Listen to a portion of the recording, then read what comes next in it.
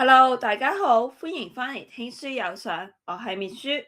各位返緊工、放緊工或者喺條街趕緊路嘅朋友，大家辛苦啦！每日咁忙，係咪想揾啲方法令自己啲錢生錢呢？但一睇到呢個厚過本字典嘅財務報表，密密麻麻嘅數據，就覺得頭都大埋啦。今日滅書要同大家分享一本好得意、好適合我哋啲時間有限上班族嘅書，叫做《十秒選出10倍股》。呢本書最出名就係用一個好特別嘅概念——顏值投資法。你可能問滅書揀股都要睇樣，唔係睇 P/E ratio 或者業績咩？冇錯，呢本書就係話俾你聽。股票嘅走勢圖都有顏值之分，而且顏值越高，幫你賺大錢嘅機會就越高㗎喇。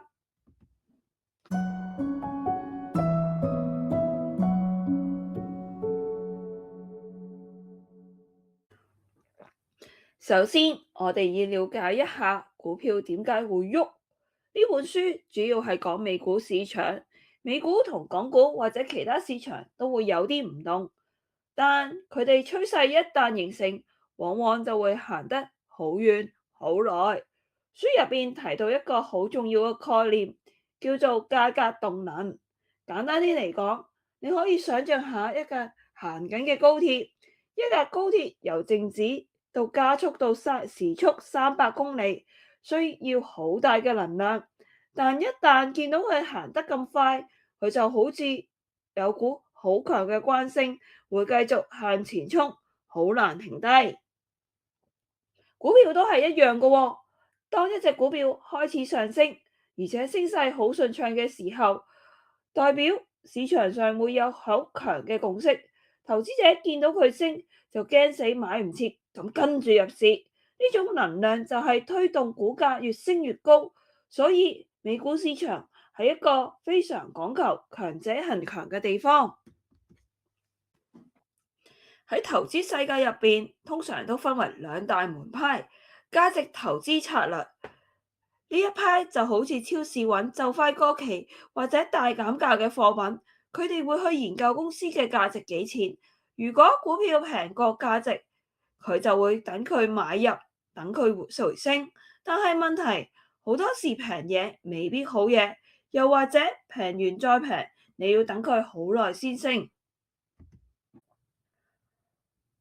動能投資策略呢個就係本書最推崇嘅方法。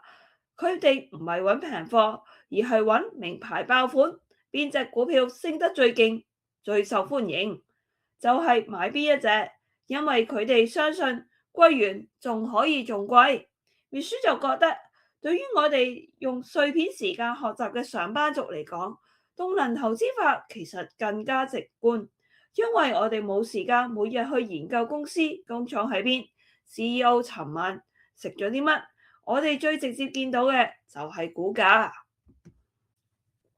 嚟重頭戲啦喎，乜嘢叫顏值投資法同52周高點？好啦，講到重點，點樣揀高顏值嘅股票呢？書入邊講嘅顏值指就係股票價格嘅曲線，低顏值嘅股價行到好似心電圖咁，一下升一下跌，成個電鋸咁，或者長期橫行，冇厘神氣。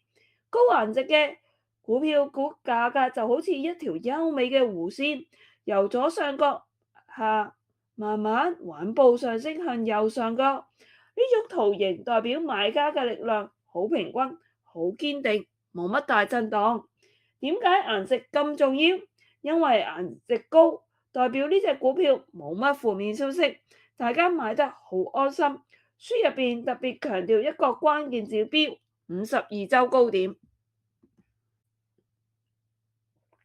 好多人覺得52周高點代表好貴，唔敢買。作者話俾你聽，當一隻股票可以突破去年一個最高嘅位，代表佢已經衝破阻力，前面已經冇晒蟹貨啦，即係以前買貴咗想回本嘅人。呢個時候股票嘅顏值就會爆棚，後市續漲嘅機會率係最高。滅書小例子就好似一間新開嘅珍珠奶茶店，如果佢每日門口都係排長龍，股價創新高，而且排隊嘅人好有秩序，每日都增加，曲線優雅，呢間鋪頭嘅生意一定越做越旺。你唔會因為覺得佢貴過隔離嗰幾條街冇人飲嘅奶茶而唔買，反而你會因為佢多人排而覺得佢更有價值。美股實務10秒鐘點選出10倍股？呢個就係大家最關心嘅問題嚟啦。點解可以10秒鐘就揀到啊？作者介紹咗一種叫做 Seven Trade 嘅美股投資系統，佢嘅核心理念就利用大數據同演算法，將你嘅股票顏值自動化排名。第一，過濾系統會自動剔除業績差、成交量細嘅垃圾股。第二就排序，根據動能同埋曲線流暢度，即係顏值幫你排好晒。第三，10秒觀察，打開個系統睇下排名榜頭幾位，你一眼望過去，邊個圖形升得最靚，最符合由左下到右上嘅完美曲線，呢隻就係你噶啦。唔使複雜嘅技術指標，唔使咩黃金交叉，你只係需要用你嘅直覺去感受條線嘅美感。如果條線生得好醜樣、好亂，就算人哋講到幾好都唔好入。對於上班族嚟講，呢個方法簡直就係福音啦！你喺搭地鐵嘅時候，或者食緊 lunch 嘅時候，攞部手機出嚟，用10秒掃一掃個排行榜，就可以捉到嗰啲會繼續漲嘅強勢美股啦。好，總結返今日嘅分享，10秒選出10倍股，投資唔一定搞到自己咁辛苦㗎。喺美股呢個大浪入邊，我哋要學識點樣揾出高顏值、有動能、創緊52周高位嘅股票，然後順勢而為，已經贏咗一半嘅啦。記住，簡單就是美。股票嘅樣其實就反映市場對佢嘅信心。希望今日呢一套顏值投資法可以幫到各位上班族喺繁忙生活入邊揾到一條通往財富自由嘅優美曲線。如果你鍾意今日嘅分享，記得訂閱我哋聽書有賞，仲要撳埋個鐘仔。如果你有邊隻股票覺得佢顏值好高，又或者對呢個方法有咩睇法，歡迎喺下邊留言話俾秘書知。多謝大家收聽，我哋下次再見啦，拜拜。